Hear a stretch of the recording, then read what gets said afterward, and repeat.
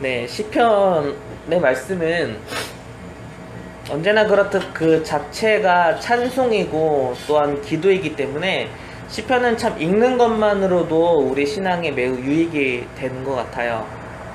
특별히 초대교회 공동체는 이 시편을 통해서 찬송하고 시편을 통해서 함께 기도하는 것의 유익을 알고 모임 가운데 이 시편을 낭독하는 게 중심이 되기도 했습니다. 오늘 이 새벽에 우리가 시편, 특별히 106편 말씀을 읽는 것이 분명 우리에게 큰 유익이 될 거라고 믿습니다.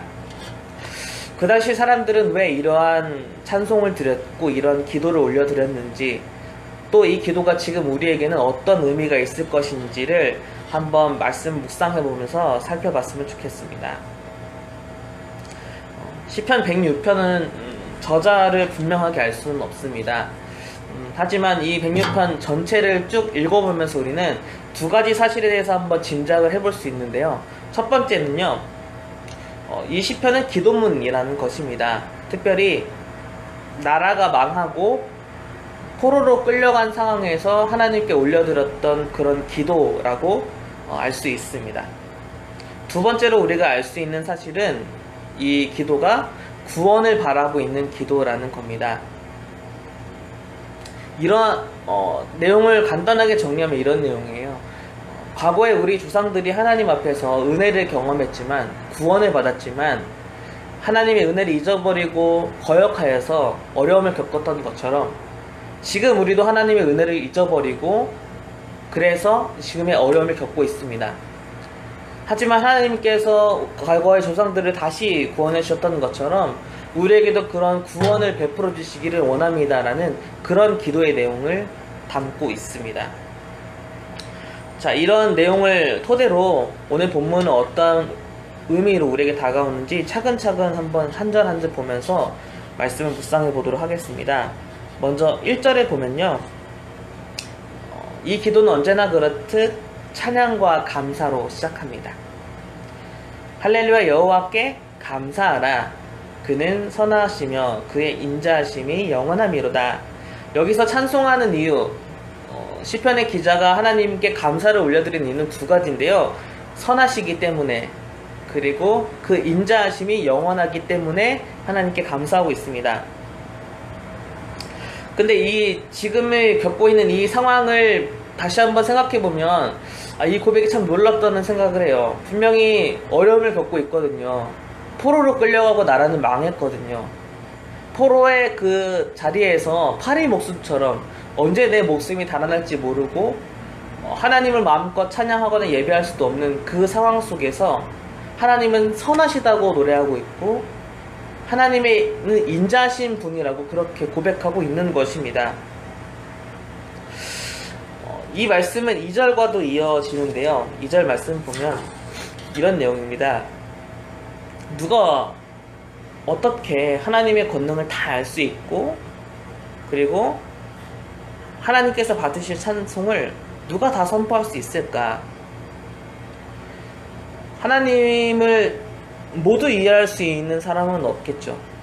하나님의 뜻이 이것이다라는 걸 전부 다 깨닫는 사람도 없을 것입니다. 또 하나님의 권능이 얼마나 크신지를 알고 신뢰하고 불안해하지 않은 채 살아가는 사람들도 그렇게 많지 않을 것입니다. 우리도 마찬가지인 것 같아요. 삶을 살아가다 보면 우리가 얼마나 하나님을 찬양하는 이유를 잃어버릴 때가 많습니까? 그래서 내 속에서 찬양이 끊기고 삶의 불안과 어려움과 위기 속에서 하나님을 찬양하고자 하는 마음을 잃어버릴 때가 얼마나 많습니까? 또한 우리가 하나님의 권능과 능력을 신뢰하지 못하고 불안해하는 순간들도 얼마나 많습니까? 그렇기 때문에 누가 다 하나님을 찬양할 수 있고 누가 다 그 하나님의 권능을 이야기할 수 있을까요? 그럴 수 없을 것입니다. 우리도 하나님이 우리의 삶에 얼마나 크신 분인지, 그래서 우리가 모든 순간에 하나님을 찬양할 수 있고 모든 순간에 하나님께 감사할 수 있다는 사실을 잃어버리고 사는 것 같아요. 지금 이 이스라엘 백성들도 마찬가지입니다. 포로의 시기를 보내고 있잖아요.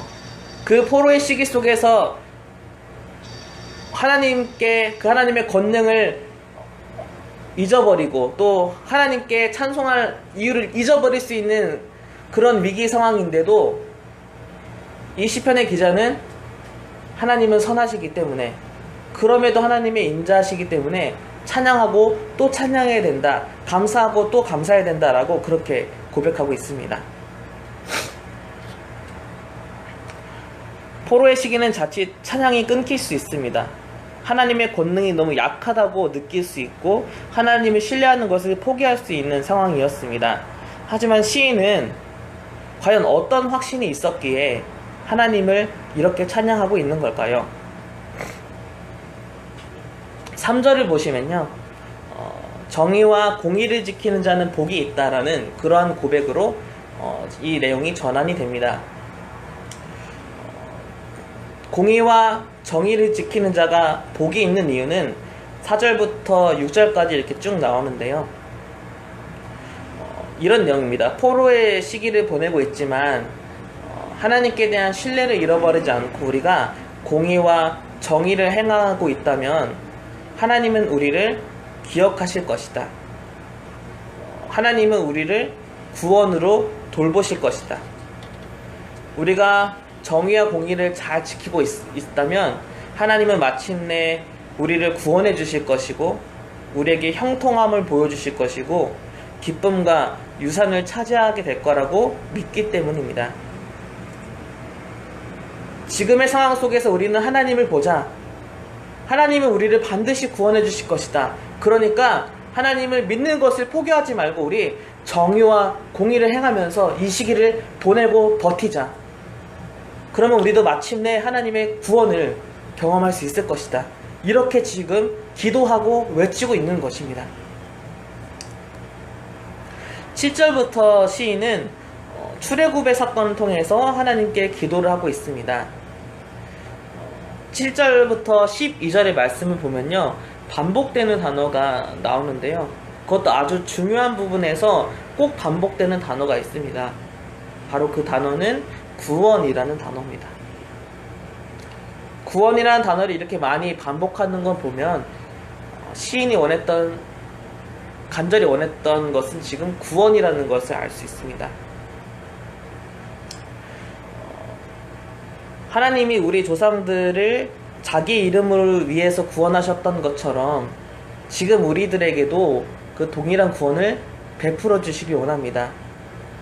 하나님이 우리의 조상들을 원수의 손에서 구원해 주셨던 것처럼 지금 우리도 하나님이 보시기에 이 원수 같은 이들에게서 구원해 주십시오. 하나님이 지금 그 이스라엘 백성들, 우리 과거의 조상들의 미워하는 자로부터 구원해 주셨던 것처럼 지금 우리도 하나님이 미워하시는 그들에게서 우리를 구원해 주십시오라고 그렇게 얘기하고 있습니다. 그런데 여기에서 본문의 핵심은요, 바로 8절입니다. 우리 8절 말씀을 함께 읽어볼까요? 시작. 그러나 여호와께서는 자기의 이름을 위하여 그들을 구원하셨으니 그의 큰 권능을 만인이 알게 하려 하심이로다. 아멘. 8절이 굉장히 중요한 본문인데요, 8절에 보면 하나님은 하나님의 이름을 위해서 그 조상들을 구원해 주셨다라고 고백합니다.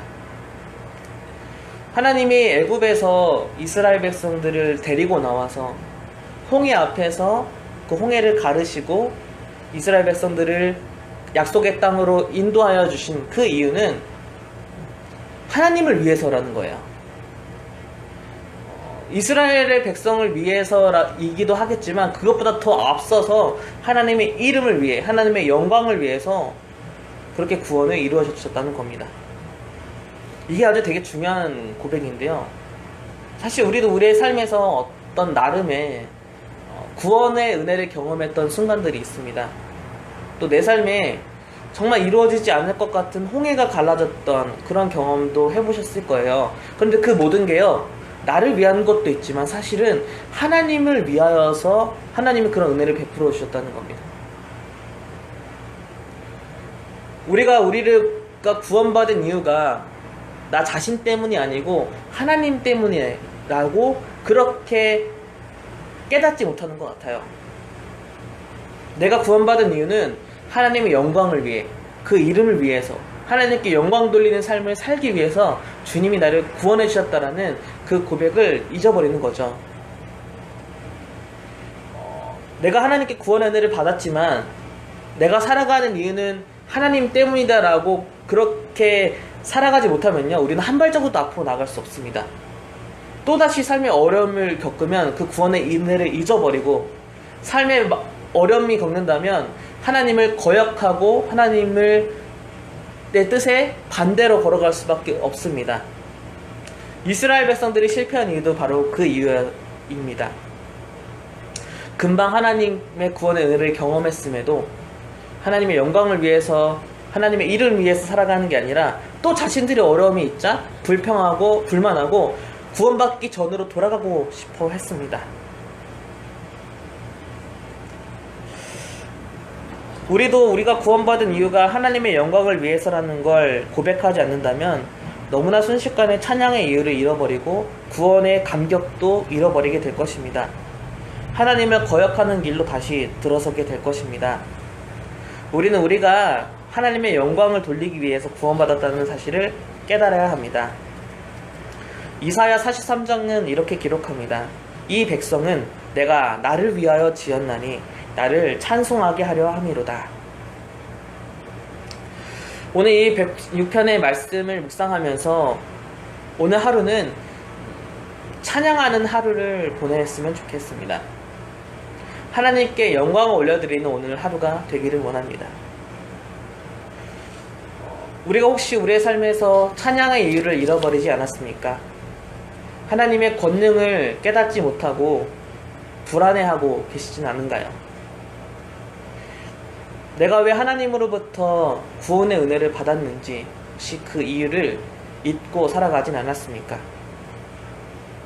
이 말씀을 통해서 다시 찬양의 이유를 깨닫고, 그리고 감사의 이유를 깨닫고, 무엇보다도 내가 하나님께 구원받은 이유를 다시 한번 마음속에 새겨봤으면 좋겠습니다. 그래서 오늘 하루는 철저하게 하나님을 찬송하는 하루, 하나님께 영광이 되는 하루, 지으신 그대로, 부름받은 그대로, 구원받은 그대로 하나님의 이름과 그 영광을 위해서 살아가는 오늘 하루가 되기를 원합니다.